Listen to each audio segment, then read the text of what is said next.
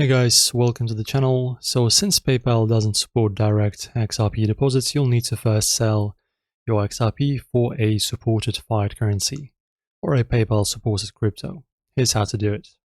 Open your Trust Wallet, launch the app, of course select XRP from the asset list, tap send and copy the recipient address for the next step. You'll need an exchange that supports both XRP and PayPal withdrawals. For example, Kraken, Binance, and Crypto.com will work. Sign in or create an account first. Go to the wallet and deposit section, select XRP and copy the deposit address and tag if required. After that, guys, let us continue. In Trust Wallet, paste the exchange's XRP deposit address and tag.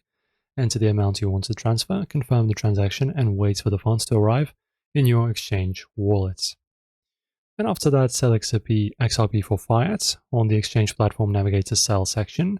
Sell XRP and choose your desired fiat currency. Complete the transaction to convert your XRP to cash. And after that, on the exchange platform, go to the withdrawals section. Select PayPal as your withdrawal method. Enter your PayPal details and confirm transaction. By following these steps, you can safely transfer your XRP from Trust Wallet to PayPal accounts. Very easy.